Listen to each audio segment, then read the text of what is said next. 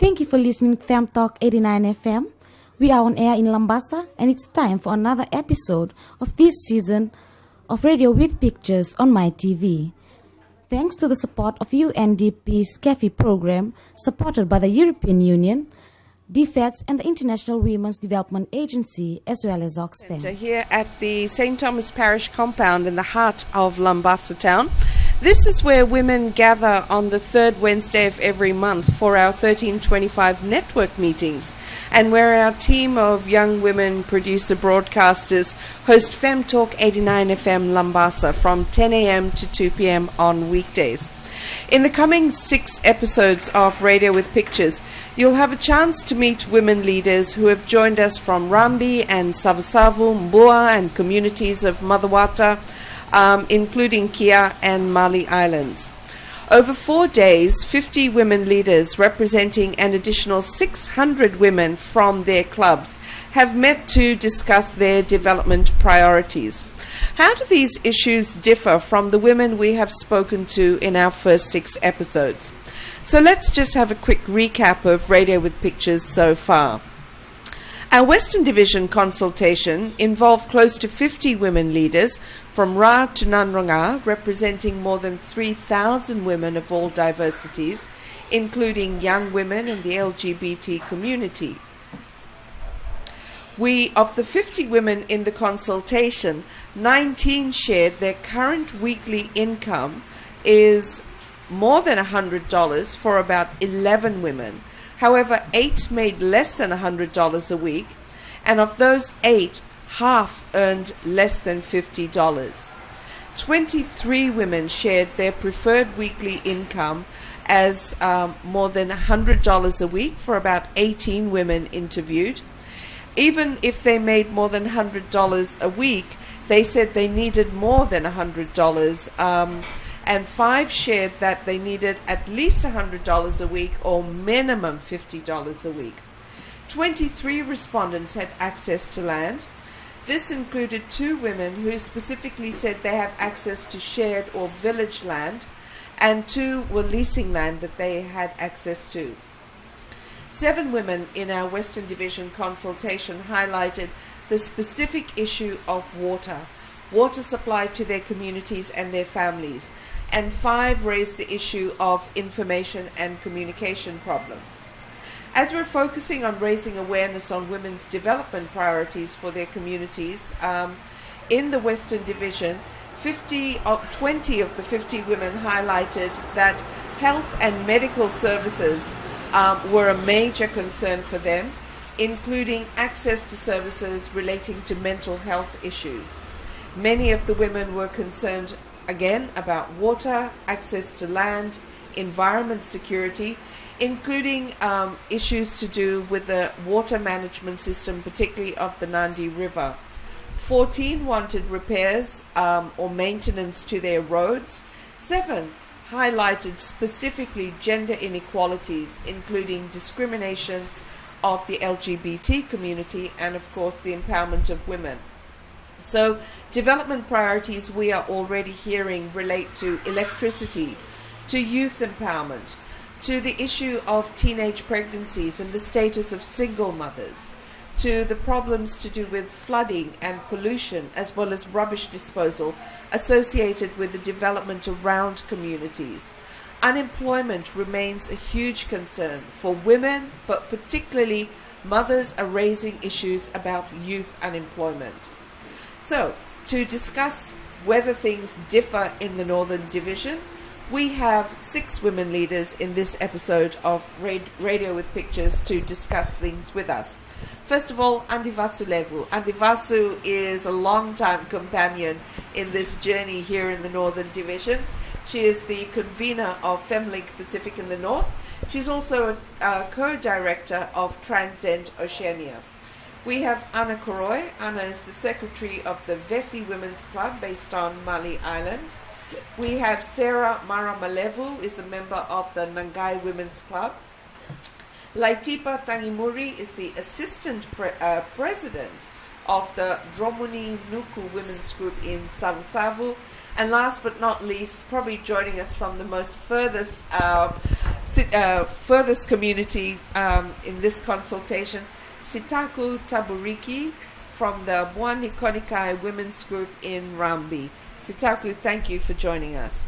Let's talk first of all about leadership, because you've all raised this not only as a challenge in communicating development, but the fact that we also want to celebrate, and we have, Carla Wati with us from the Nalemba Multiracial Women's Group. Carla, thanks for joining us. So let's come back to the topic of leadership. In terms of women's leadership, you all lead in some very important ways in your community. So, as a leader, maybe we could start by talking about I want to the be leadership that seen you to hold, be the leadership positions, how well you organized women, mobilize women to in be your active community. and creative in perspective Thank you, Sharon. of projects, and to have sustainable projects in their various communities as a leader. Also to be seen as to be honest and loyal, transparent, and accountable to my women. In the women's group, how many members do you have? There are 40 members, including the young women and the old women. So it really brings women together across your village. Yes. Yes. That's What are some of the challenges? Because you're organizing, there's a large group of you, but what are some of the challenges that you face when it comes to leadership, or when it comes to taking the issues that you're discussing in your group out into the broader community, maybe to the Rambi Council? Are they listening to you? Because we've just started, and the barriers or the issues in our group, because we had two different groups, the young women and the oldies, and sometimes they don't have same ideas, so that's been pulling one another. So as we go on every meeting, the young women had good ideas now, so they can work with the oldies. So I think our group will be of good help to our communities. And what I told them, that the young women have to carry on with what they need, like projects and all that, for the betterment of our village and our country and our island. And the oldies, they carry on with what they've been doing, also to help to our young women in whatever, because they are oldies and they have more, they understand more, so they can help our young women to empower them so they can be better ones for their living and for the community. You make a really good point that investing in women's leadership requires investing in the different groups, the older women, the young women, and investing in bringing the two groups together so that they're ready to share ideas. Yes. And work together. What are you hoping to be able to achieve? You talk about a project. What's one project you'd like to see the young women and the older women working on together? The projects that we need in our village or in our island is a resource women's center, because we got our sewing machines, we got our brass cutters being lying in each house of the members. So if we have a women resource center, it will be more helpful. So we can put everything in there, and even if the women wants to sew, they can come to the resource center. Now we have to put the machines and all that in the house that is be kept well. So they're not being used at the moment? No, it's also because we are not having reliable, sustainable electricity power, so the machines been lying there, not used. How long when did you get the sewing machines? We received the machines in 2012, And so you're still waiting for electricity 3 years the electricity is on and off in our village. So maybe I can recall only 3 or 4 times we used that sewing machine. And now, because no electricity, sustainable electricity, the machine is still lying there. Okay. Thank you so much, Sitaku. Kalawati, the Nalemba Multiracial Women's Group has been working very well together, particularly in bringing women from the community to run a poultry project. How have women been, how has, leadership by women made a change in your community? We want more chicken, and we have to good in our farm, and we want more money in our farm. Then we can good hard work in our group. So the group works together, focusing on income generating for all the community, not just your households. Yes. Why do you like belonging to your group? I like to very much in my group because I love each other, and we want to more things and more grow our chicken. So by working together, you can achieve things together, and it's good support for each other. Anna, coming to you, you're the secretary of the Vesi Women's Club based on Mali Island. Tell us about the women in the club and your leadership role. How easy or difficult is it to be a leader out on the island? Do you get regular information? What's the situation for you? Thank you, Sharon. I think this is only the 4th time I've come to this consultation, and I have the opportunity, a very great opportunity to be given to me to voice my opinion. And in my island, especially in the village where I come from that club, the organization of the women's club is not very active. And then by coming to Vasu and getting some information, and I always go back and share to the ladies for them to come and to join to get information. There's like no kind of communication. There is conflict in the organization. I can see because there's a lot of people are illiterate. The ladies, they need workshops and trains to educate them. There's a lot of conflict within the club itself. And I've been here last year. I wasn't in the island. And when they came, we have a canteen operating in the village. And they come for me to help them to run the canteen.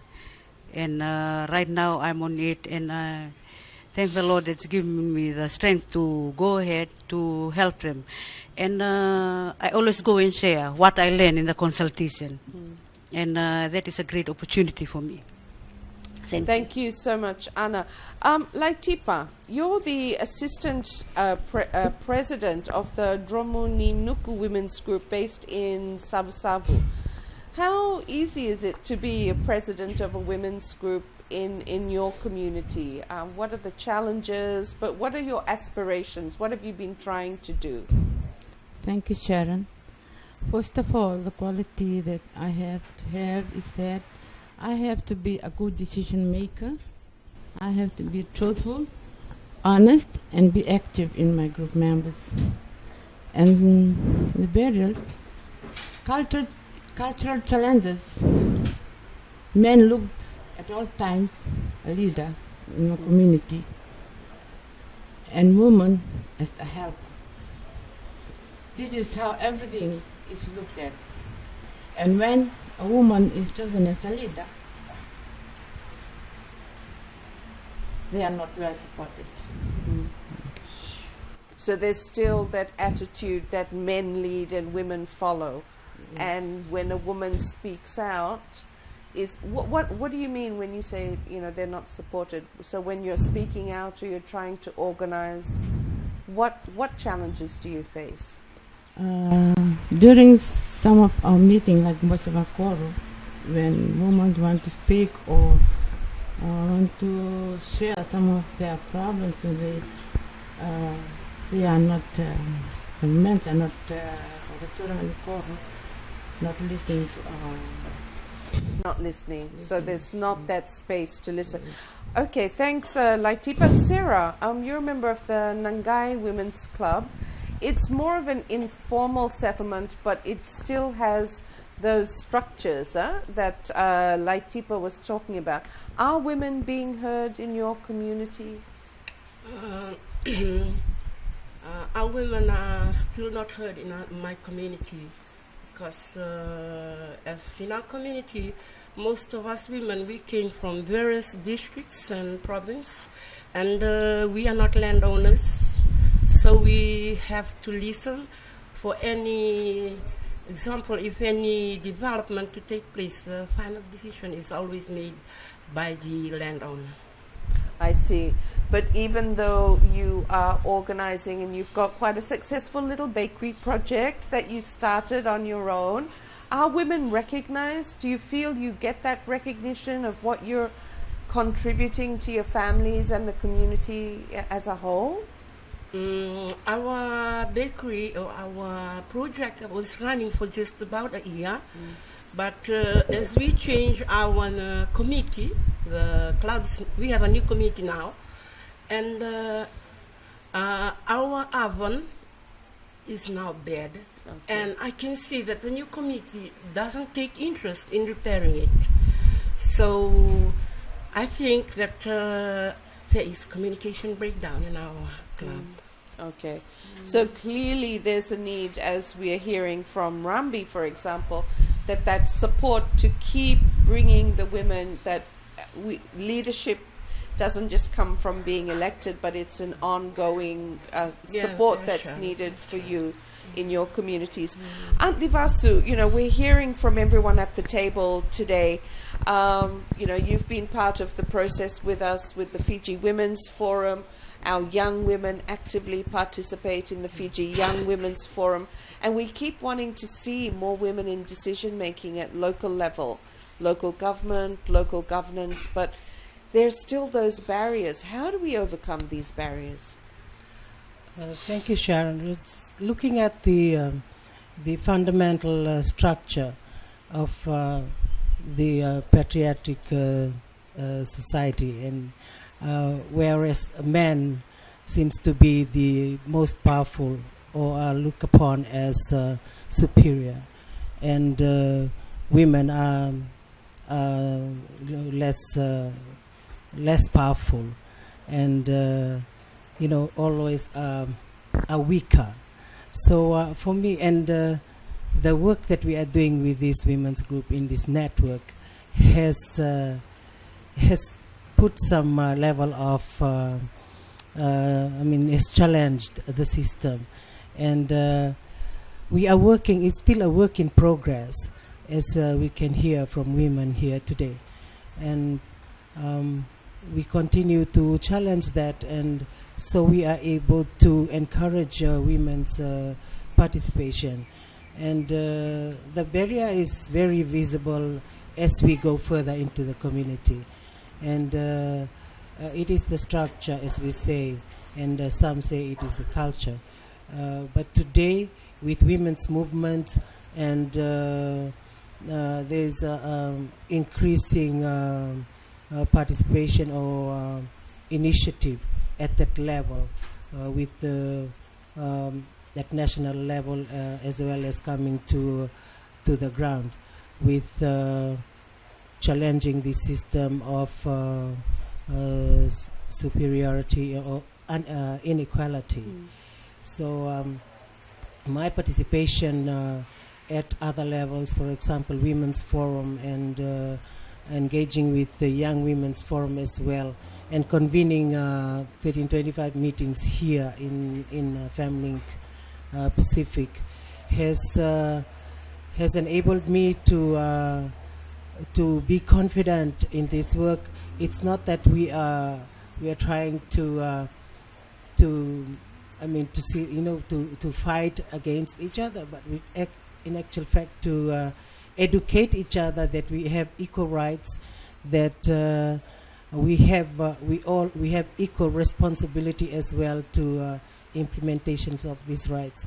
And yeah, the BERA is a continual challenge because it begins from family and to community level, to village meetings and Tikina meetings, and also the provincial level and to national level, I believe.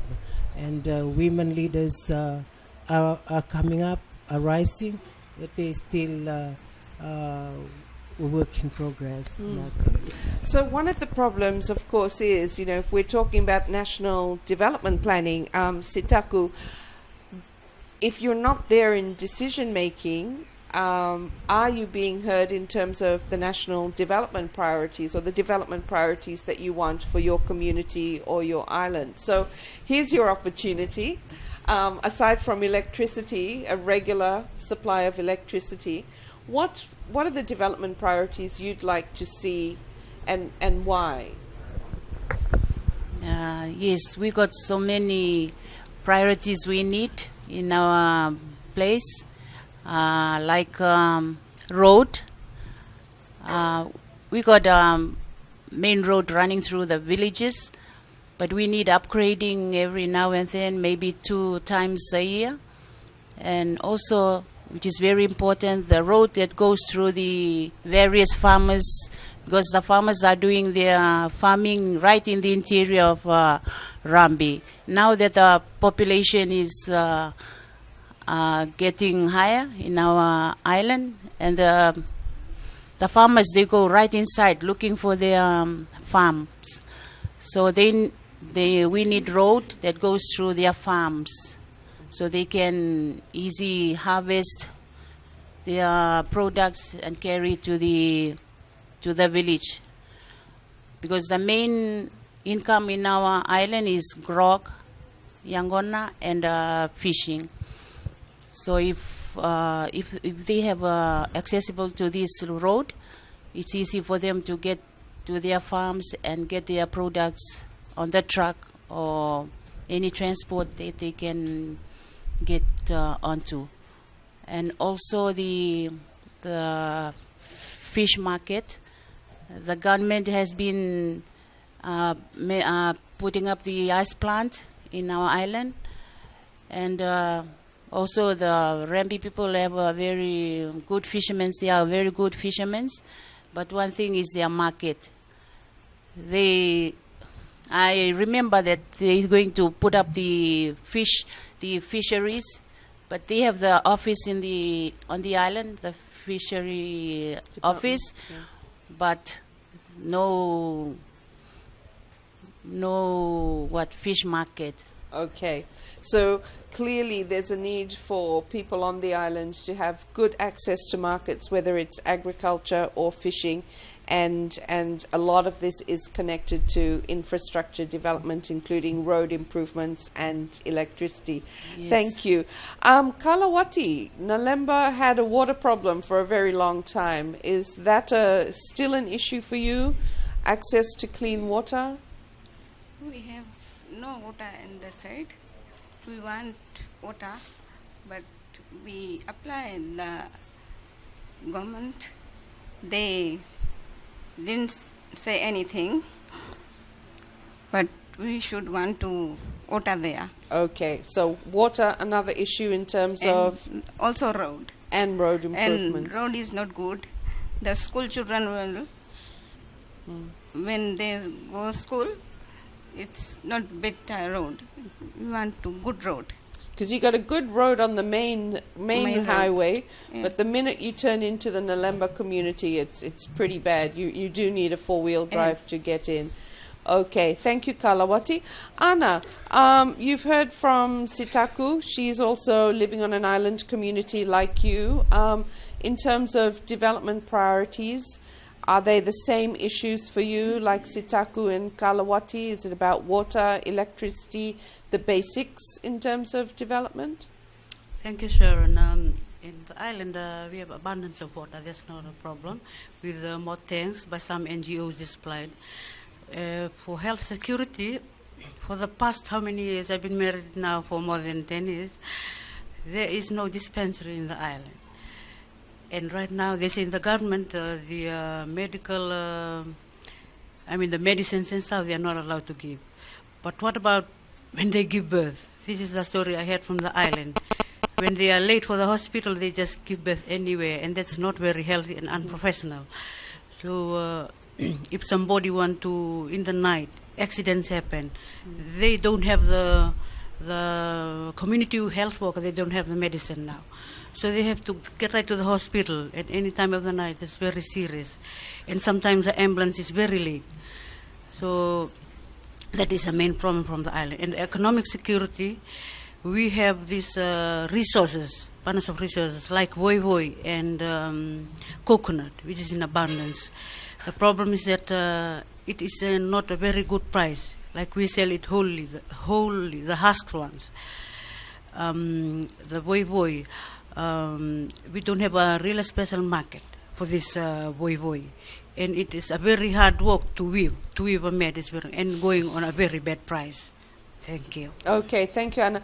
Laitipa, coming to you, you talked about the fact that even though women are organizing, you are leaders in your clubs, you're not being listened to. So if you were being listened to, what would be the changes that could have possibly happened in your community by now? What are you still waiting for in terms of development? Thank you. In my village, we've got a problem with sustainable market. We find difficulty in where to sell our handicraft, voi and some other produces, just same as Rambi, that's their fish, which is our source of income in the family. And our recommendation, we would like to work with local government to improve our women access for their produce to local market, such as hotel, restaurant, and some other business as an economic empowerment strategy. That's, very interesting that you've raised that, because that was exactly a point raised in the Western Division consultation, that women are producing, whether it's handicrafts or agricultural or even aquaculture, but they need that market. And how about starting in the local markets as well? Sarah, Nangai Women's Club, you mentioned that development priorities are set by the landowner. If you had a chance, what would be the changes you would want to make in your community? As for my community, we are just about a few yards away from this big Labasa river, and the mangrove is not so thick, and we are staying in a very lowland area. And whenever there is heavy rain, we usually suffer from very freak flood. And the main priority development we really need, is to have proper drainage. Okay. Thank you, Sarah. Andivasu, to wrap up the show, we've been talking about development priorities for women in their communities. We've been talking about the leadership challenges that women face. So even though they're leading in the clubs, they're not being heard in the development planning. As part of the discussions that have been going on in our Northern Division consultation, what do we want to see in the next 5 years as the country's new national development plan is finalized? I believe we need to see a more sustainable and consistency of communication within the structure of development plans, beginning from community and to local government and to the national, because currently that structure is a very, very slow process, as we can hear from the women, that these issues have been no more than a century. It's been from our parents' time and maybe our grandparents' time. And there needs to be a consistency of that type of communication with regards to our development. And as well as I'd like to see in the next 5 to 10 years. I don't want to say 20 years because it's urgent. Women have been struggling long enough. And I'd like to see that at least there's some changes with regards to the services. Fiji is a very small country, and we do have budgets for this thing each year, for roads, for infrastructure, and we just need to go out of this Labasa town, and we are already on gravel. And for my village, and the whole of the Undu Point, the Dongotuki area, the road is very poor, and majority of those villages don't receive bus services or public services. They're still paying for very high cost to hire boats and trucks. And I'd like to see at least buses reaching every villages. And for the social welfare benefits services, that each individual who reached the age of 60, they have served the country, they have done their bit. There no needs to be any analysis on what kind of houses they are living in. They don't have income by that time. They are retired. They should just receive it, because I believe that this analysis is a violent action, because some elderlies are sitting in their homes, and they've already applied, and these things are already cancelled because they say you're living in a good house. This house was built when they were able to. They had income, and now they need funds for medication. They need to buy their daily basic needs. Their children, they have their own budget, their own cost to take care of. And today we still receive these complaints when we go to villages. The elderly is crying out for these benefits. We are not a big population. Our elderly is maybe a few 100,000. What kind of budget do we have for social welfare? If we can afford, we just give it to them. I want to see that in the next couple of years, that this kind of peace and stability is happening in our country. And obviously, if, as you said, these issues are being accounted for. We hear it in each national budget, each development plan, but we're not sure how it's being rolled out and implemented. And when women aren't part of the decision making, you can't monitor that development either. Thank you, all of you, for joining us in this episode of Radio with Pictures. Andivasu, as always, great to have you as part of the conversation. To Sarah, thank you. To Laitipa, to Anna, to Kalawati, and of course Sitaku. Thank you also for reaching out to FemLink and making sure that the voice of women from Rambi are part of this conversation. That's it for this episode of Radio with Pictures. We'll be back at the same time next week. For now, it's back to you, Kini. Thank you, Sharon.